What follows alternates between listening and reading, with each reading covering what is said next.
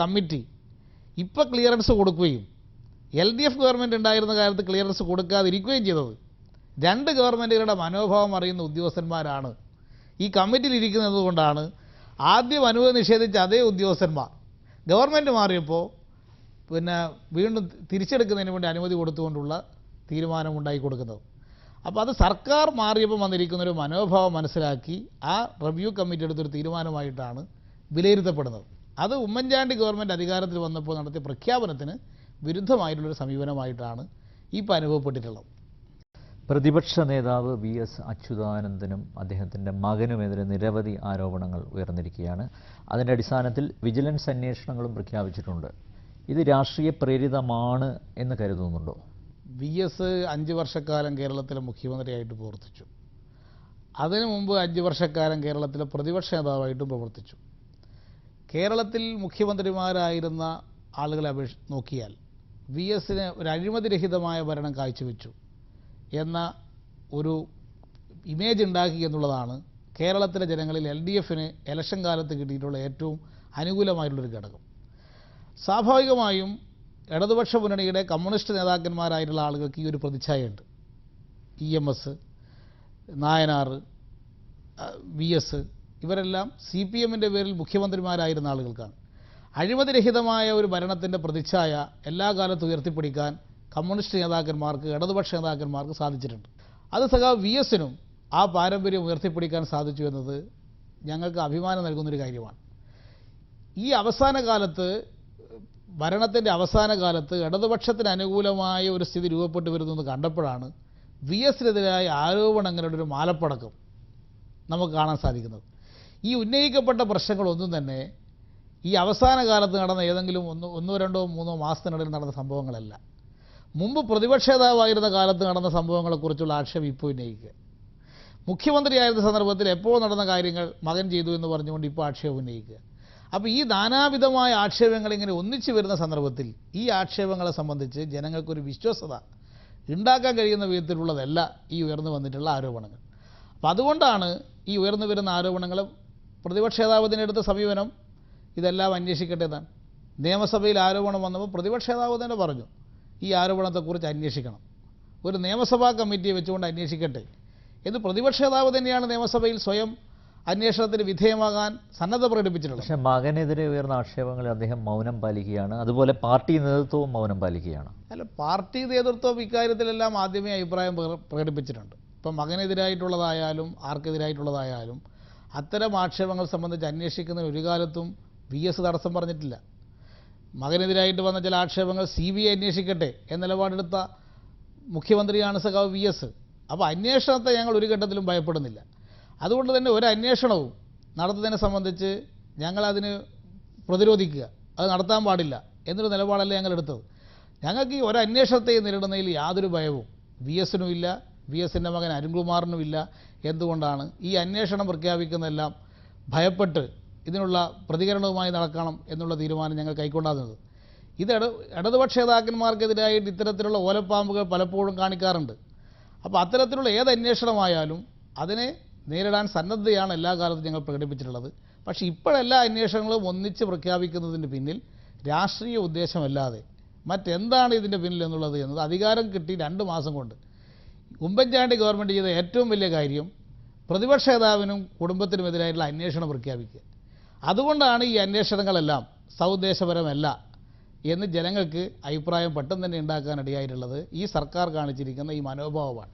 ഈ VS മന്ത്രിസഭയുടെ അവസാന യോഗത്തിൽ അദ്ദേഹത്തിൻ്റെ ഒരു ബന്ധുവിന് കാസർഗോഡ് അനധികൃതമായി ഭൂമി പതിച്ചു കൊടുത്തു. അതൊരു ക്ലിയർ കട്ട് കേസല്ലേ അത്? അല്ല, അത് സംബന്ധിച്ച് ഇപ്പോൾ വിജിലൻസ് അന്വേഷണം ഗവൺമെൻറ് പ്രഖ്യാപിച്ചിട്ടുണ്ട്. അപ്പോൾ വിജിലൻസ് അന്വേഷണം നടക്കട്ടെ. അത് സംബന്ധിച്ച് അന്വേഷണം സംബന്ധിച്ച് അന്ന് തന്നെ ഈ ആരോപണം ഉയർന്ന ഘട്ടത്തിൽ അന്ന് മുഖ്യമന്ത്രി തന്നെ നിലപാട് സ്വീകരിച്ചിട്ടുണ്ട്. ഈ തെറ്റുണ്ടെങ്കിൽ തിരുത്താം എന്ന് പറഞ്ഞിട്ടുണ്ട്. അത് മുഖ്യമന്ത്രിക്ക് എന്തെങ്കിലും പങ്കുണ്ടോ എന്നെ സംബന്ധിച്ച് അന്ന് ആരും ആരോപണം ഉന്നയിച്ചിട്ടില്ല. അത് കൈകാര്യം ചെയ്ത ഓഫീസേഴ്സിനെ പറ്റിയുള്ള ആരോപണമാണ് അന്ന് ഉയർന്നു വന്നിട്ടുള്ളത്. ഇപ്പോൾ അത് സംബന്ധിച്ച് ഉയർന്നു വന്നിട്ടുള്ള ആക്ഷേപങ്ങൾ വിജിലൻസിന് വിട്ടുകഴിഞ്ഞിട്ടുണ്ട്. വിജിലൻസ് അന്വേഷണം നടത്തുന്നതിനെ VS തന്നെ സ്വാഗതം ചെയ്യുകയാണ് ചെയ്തത്. അപ്പോൾ ഒരു അന്വേഷണത്തെയും ഞങ്ങൾ ഭയപ്പെട്ടിട്ടില്ല എന്നാണ് ഇതിൽ നിന്ന് വ്യക്തമാക്കാനുള്ളത്. ആദർശധീരനായ ഒരു നേതാവാണ് VS എന്ന് പറയുന്നു. അത് കഴിഞ്ഞ നിയമസഭാ തെരഞ്ഞെടുപ്പിൽ ഈ ആദർശമാണ് ഒരളവോളം ഇടതുമുന്നണിയെ സഹായിച്ചതും. പക്ഷേ ഇത് മനസ്സിലാക്കാൻ പാർട്ടി വൈകിയോ എന്നൊരു സംശയം. അദ്ദേഹത്തിന് സ്ഥാനാർത്ഥിത്വം നൽകുന്നതിൽ ഒരു ആശയക്കുഴപ്പം ഉണ്ടായിരുന്നില്ലേ? അത് പാർട്ടി തന്നെ പിന്നീട് പാർട്ടി ജനറൽ സെക്രട്ടറി അത് പറയുകയും ചെയ്തു. ഇത് പാർട്ടിയെയും വി എസിനെയും വേർതിരിച്ച് കാണുന്നത് കൊണ്ട് വരുന്ന ഒരു പ്രശ്നമാണിത്. വി എസ് കൂടി ഉൾക്കൊള്ളുന്നതാണ് കേരളത്തിലെ പാർട്ടി. കേരളത്തിലെ പാർട്ടി എടുക്കുന്ന എല്ലാ തീരുമാനത്തിൻ്റെയും ഭാഗമാണ് സഖാവ് വി എസ്. അപ്പോൾ കേരളത്തിലെ CPM-ൻ്റെ പരമോന്നത നേതാക്കളിൽപ്പെട്ട ഒരാളാണ് സഖാവ് വി എസ്. അതുകൊണ്ട് വി എസ് വേറെ ഏതോ പാർട്ടിയുടെ ഒരാളാണ്, CPM അദ്ദേഹത്തിൻ്റെ പാർട്ടിയല്ല എന്ന തരത്തിലാണ് ഈ ചോദ്യങ്ങളും ഇതിൻ്റെ സംഭവങ്ങളും കുറച്ചു കാലമായിട്ട് ഇത്തരത്തിലേക്ക് പ്രശ്നങ്ങളെ വ്യാഖ്യാനിക്കുന്ന ഒരു സ്ഥിതി കേരള രാഷ്ട്രീയത്തിൽ വന്നിരുന്നിട്ടുണ്ട്. ഇതിൽ ഞങ്ങളെ സംബന്ധിച്ച് പാർട്ടി സ്ഥാനാർത്ഥികളെ ചർച്ച ചെയ്ത സന്ദർഭത്തിൽ എല്ലാ കാലത്തും സ്വീകരിച്ച ഒരു നടപടിക്രമങ്ങൾ തന്നെയാണ് ഇത്തവണയും സ്വീകരിച്ചിട്ടുള്ളത്. സ്ഥാനാർത്ഥി ലിസ്റ്റ് തയ്യാറാക്കുമ്പോൾ ഞങ്ങൾ വിവിധ ഘടകങ്ങളുടെ അഭിപ്രായങ്ങൾ പരിഗണിക്കും. ആ അഭിപ്രായങ്ങൾ പരിഗണിക്കുന്ന സന്ദർഭത്തിൽ പാർട്ടിക്കകത്ത് ഓരോരുത്തർക്കും അഭിപ്രായങ്ങൾ തുറന്നു പറയാം. സ്വന്തം പാർട്ടി ഘടകത്തിൽ അഭിപ്രായങ്ങൾ പറയാനുള്ള സ്വാതന്ത്ര്യം ഏതൊരു പാർട്ടി സഖാവിനുമുണ്ട്. അങ്ങനെ അഭിപ്രായ രൂപീകരണത്തിൻ്റെ ഘട്ടത്തിൽ വരുന്ന അഭിപ്രായങ്ങളെല്ലാം പരിഗണിച്ചുകൊണ്ടാണ് പാർട്ടി സ്ഥാനാർത്ഥി ലിസ്റ്റിന് രൂപം കൊടുക്കുന്നത്. സ്ഥാനാർത്ഥി ലിസ്റ്റ് പ്രഖ്യാപിക്കുമ്പോൾ വി എസ് കൂടി ഉൾക്കൊള്ളുന്ന സ്ഥാനാർത്ഥി ലിസ്റ്റാണ് CPM പ്രഖ്യാപിച്ചത്. ഇപ്പോൾ വി എസ് സ്ഥാനാർത്ഥി ലിസ്റ്റിൽ ഉണ്ടായില്ല എന്ന് നടത്തുന്ന പ്രചരണത്തിന് തന്നെ യാതൊരു അടിസ്ഥാനവും ഇല്ല. അപ്പോൾ അത് മാധ്യമങ്ങളുടെ പ്രചരണം മാത്രമായിരുന്നോ? അല്ല, അങ്ങനെയാണെങ്കിൽ പ്രകാശ് കാരാട്ട് എന്തിനാ ഇപ്പോൾ ഒരു അഭിപ്രായ പ്രകടനം നടത്തിയത്? മാധ്യമങ്ങളുടെ അഭിപ്രായമാണോ എന്ന് ചോദിച്ചാൽ പാർട്ടി വിവിധ ഘട്ടത്തിൽ നടന്ന അഭിപ്രായ പ്രകടനങ്ങൾ ചോർന്ന് മുൻകാലങ്ങളിൽ നിന്ന് വ്യത്യസ്തമായി മാധ്യമങ്ങളിൽ വരുന്നൊരു സ്ഥിതി ഇപ്പോഴുണ്ട്. ഇപ്പോൾ ഞാൻ 91-ൽ CPIM അസംബ്ലി തെരഞ്ഞെടുപ്പിനെ നേരിട്ട സന്ദർഭത്തിൽ അന്ന് ഞങ്ങൾ വിവിധ സന്ദർഭങ്ങളിൽ നടന്ന ചർച്ച ചെയ്തിട്ടാണ് സ്ഥാനാർത്ഥികൾക്ക് അന്തിമ രൂപം കൊടുത്തത്. അന്ന് ഭരണത്തിലുള്ള Nayanar V S party secretary, പാർട്ടിയിൽ നടന്ന ചർച്ചയെ തുടർന്നാണ് വി എസും നായനാറും എല്ലാം ഉൾക്കൊള്ളുന്നൊരു സ്ഥാനാർത്ഥി ലിസ്റ്റിന് രൂപം കൊടുത്തത്. അപ്പോൾ വ്യത്യസ്തമായ അഭിപ്രായങ്ങൾ പല ഘട്ടങ്ങളിലും പാർട്ടിയുടെ ചർച്ചകളിൽ ഉയർന്നു വരും. അവസാനം പ്രഖ്യാപിക്കുന്ന സ്ഥാനാർത്ഥി ലിസ്റ്റാണ് പാർട്ടി എടുക്കുന്ന തീരുമാനം. ആ തീരുമാനമെടുത്ത സന്ദർഭത്തിൽ സഖാവ് വി എസും കൂടി ഉൾക്കൊള്ളുന്ന സ്ഥാനാർത്ഥി ലിസ്റ്റ് തയ്യാറാക്കാനാണ് പാർട്ടി തീരുമാനിച്ചത്.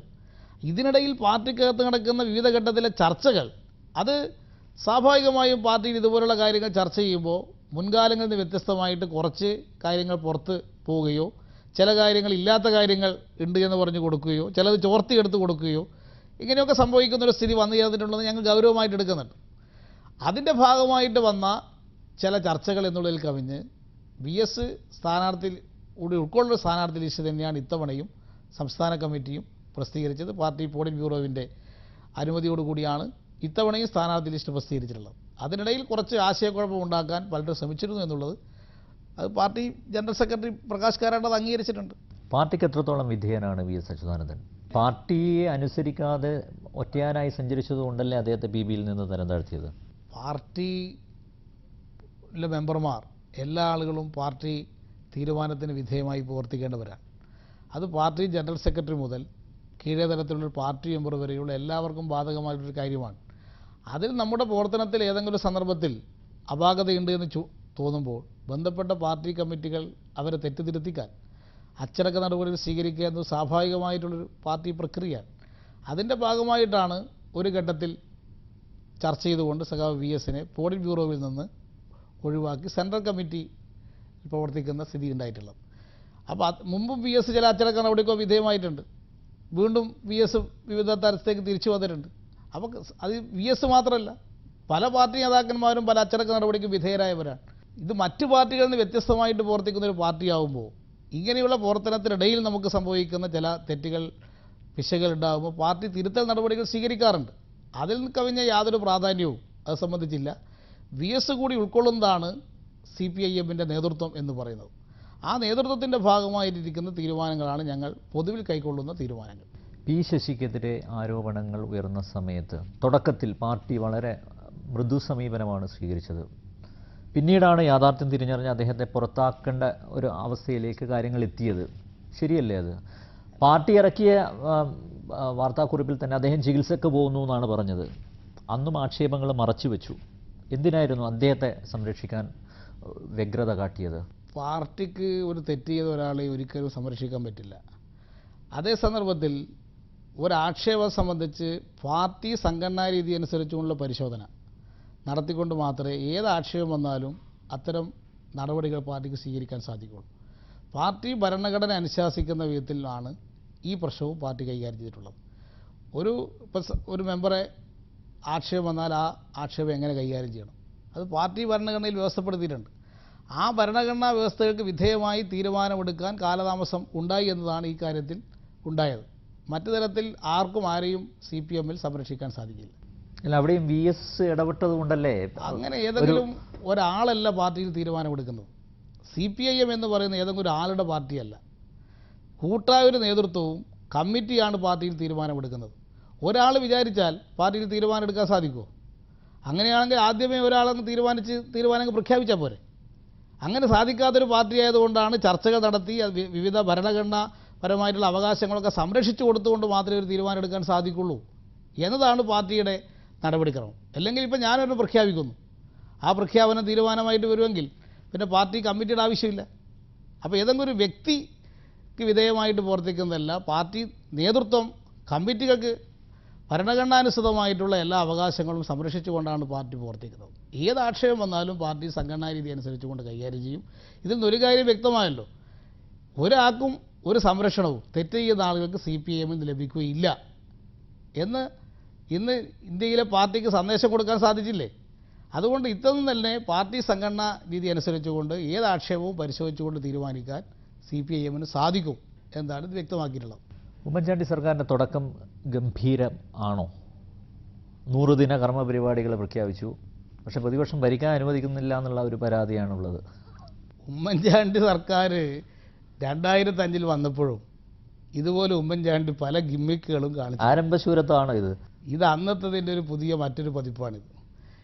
ഇത് കുറച്ചിങ്ങനെ നടന്ന് കുറച്ച് മാസങ്ങൾ കഴിയുമ്പോൾ കാര്യങ്ങൾ മനസ്സിലാവും. അന്ന് ഉമ്മൻചാണ്ടിക്ക് ഒരു ഗുണമുണ്ടായിരുന്നു. 2005-ൽ വന്ന് 2006-ൽ ഒരു ഇലക്ഷൻ നേരിടുന്ന ഘട്ടം വരെ അത് കൊണ്ടു നടക്കേണ്ടി വന്നിട്ടുള്ളൂ.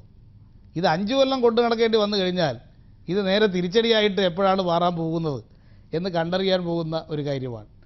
അപ്പോൾ ജനങ്ങൾക്ക് വലിയ പ്രതീക്ഷ കൊടുത്തിരിക്കുകയാണിപ്പോൾ. ആ പ്രതീക്ഷകൾക്ക് വിരുദ്ധമായുള്ള അനുഭവങ്ങൾ ഇപ്പോൾ തന്നെ കണ്ടു തുടങ്ങുമ്പോൾ അത് ഈ ആൾക്കൂട്ടവും ഈ പ്രചരണവുമെല്ലാം കുറച്ച് കാലത്തേക്ക് മാത്രമേ നിലനിൽക്കാൻ പോകുന്നുള്ളൂ. കേരളത്തിലെ ജനങ്ങളെ അങ്ങനെ പറ്റിക്കാനൊന്നും പറ്റില്ല. കേരളം ഒരു രാഷ്ട്രീയ പ്രബുദ്ധതയുള്ളൊരു സംസ്ഥാനമാണ്. മറ്റ് സംസ്ഥാനങ്ങൾ കാണിക്കുന്ന ഗിമ്മിക്കുകൾ കാണിച്ചിട്ടൊന്നും കേരളത്തിൽ പൊളിറ്റിക്സ് കൊണ്ടു നടക്കാൻ സാധിക്കുന്നില്ല. അതുകൊണ്ട് ഗവൺമെൻറ് എന്ത് ചെയ്യുന്നു എന്താണ് ജനങ്ങൾ വിലയിരുത്തുന്നത്. ഈ ഗവൺമെൻറ് ഇപ്പോൾ ആദ്യം തന്നെ മാനിഫെസ്റ്റോവിൽ പറഞ്ഞ കാര്യങ്ങളെല്ലാം നടപ്പാക്കാൻ പോകുന്നത് വ്യക്തമായി കഴിഞ്ഞു. മാനിഫെസ്റ്റോവിൽ പറഞ്ഞത് 35 കിലോ അരി ₹1 കൊടുക്കുന്നതാണ്. ഇപ്പം പറയുന്നത് ഓണം വരുമ്പോൾ 25 കിലോ അരി തരാമെന്നാണ്. അപ്പോൾ 35 കിലോ 25 കിലോ ആയിട്ട് ഇപ്പം തന്നെ കുറച്ചു. അപ്പോൾ മാനിഫെസ്റ്റോവിൽ ഒന്ന് പറയുക, ബഡ്ജറ്റിൽ വേറൊന്ന് പറയുക, നയപ്രഖ്യാപനത്തിൽ വേറൊന്ന് പറയുക. ഇങ്ങനെയാണ് ഈ ഗവൺമെൻറ് തുടക്കം തന്നെ. പിന്നെ ഈ 24 മണിക്കൂർ ഓഫീസ് പ്രവർത്തിച്ചു എന്നൊക്കെ പറഞ്ഞാൽ 24 മണിക്കൂർ ഓഫീസ് തുറന്നു വെച്ചുകൊണ്ട് ജനങ്ങൾക്ക് എന്താ കാര്യം? ന്യൂയോർക്ക് ടൈംസിൽ വരെ വാർത്ത വന്നിരിക്കുക. അതൊക്കെ ഇന്നത്തെ കാലത്ത് വാർത്തകളൊക്കെ വരുത്താൻ സാധിക്കുന്നത് മാത്രമേ ഉള്ളൂ. അല്ല, ഒരു സുതാര്യത ഉറപ്പുവരുത്തതില്ലേ? സുതാര്യത എന്ന് പറയുന്നത് മുഖ്യമന്ത്രിയുടെ ഓഫീസ് തുറന്നു വെച്ച് സുതാര്യമാക്കി എന്താ കാര്യം? മുഖ്യമന്ത്രി പോകുന്ന സ്ഥലത്തൊക്കെ ഇത് കൊണ്ടുപോകുന്നില്ലല്ലോ. മന്ത്രിമാർ കൊണ്ടുപോകുന്ന സ്ഥലത്തൊക്കെ ഇത് കൊണ്ടുപോകുന്നുണ്ടോ? അപ്പോൾ ഇത് ഒരു ഓഫീസിൽ എങ്ങനെ വെച്ചുകൊണ്ട് ആ ഓഫീസ് എങ്ങനെ പ്രവർത്തിക്കുന്നത് കാണിക്കുന്നു, ഒരു ടെലിവിഷനിൽ കാണുന്നത് പോലെ ജനങ്ങൾക്ക് ഇത് കണ്ടിരിക്കാം എന്നുള്ളതിൽ കവിഞ്ഞ്. അതുകൊണ്ട് ജനങ്ങൾക്ക് എന്താണ് ഗുണം? ഇവിടെ പാവപ്പെട്ട ജനങ്ങൾക്ക് എന്ത് ഗുണം കിട്ടും? അതാണ് അടിസ്ഥാനപരമായിട്ട് ജനങ്ങൾ നോക്കുന്നത്. അതുകൊണ്ട് ഇങ്ങനെയുള്ളൊരു കാര്യം ഇതിനേക്കാൾ കാര്യം ചെയ്ത ആളല്ലേ ചന്ദ്രബാബു നായിഡു.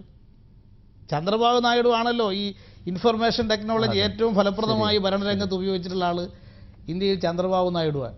മുഖ്യമന്ത്രിയുടെ ഓഫീസ് അദ്ദേഹം ഇങ്ങനെ ചെയ്തു, വില്ലേജ് ഓഫീസ് വരെ കണക്ഷൻ ഉണ്ടാക്കി, എല്ലാ പോലീസ് ഓഫീസറുകളും അദ്ദേഹം തന്നെ ദൈനംദിനം ബന്ധപ്പെട്ടു. അവിടെ അത്രത്തോളം ഇവിടെ വന്നിട്ടില്ല. എന്നിട്ട് ചന്ദ്രബാബു നായിഡുവിന് എന്ത് സംഭവിച്ചു? അപ്പോൾ അതുകൊണ്ട് ഇതൊന്നും തന്നെ ജനങ്ങൾക്കിടയിൽ തൽക്കാലത്തെ കയ്യടി വാങ്ങാൻ സാധിക്കുമെന്നതിൽ കവിഞ്ഞ് വേറൊന്നും തന്നെ ഇത് പ്രതികരണം. പ്രതിപക്ഷ സുഖമായി ഭരിക്കാൻ അനുവദിക്കുമോ? ഞങ്ങളെ സംബന്ധിച്ച് പ്രതിപക്ഷമായിട്ട് ജനങ്ങൾ നിർത്തിയിട്ടുള്ളത് ഈ ഗവൺമെൻറ്റിൻ്റെ കാര്യങ്ങളൊക്കെ വാച്ച് ചെയ്യാൻ വേണ്ടിയിട്ടാണ്. ഏറ്റവും ശക്തമായിട്ട് ഈ ഗവൺമെൻറ് കാര്യങ്ങൾ നോക്കാനാണ് ജനങ്ങൾ ഞങ്ങളെ ഇപ്പോൾ ചുമതല ഏൽപ്പിച്ചിട്ടുള്ളത്.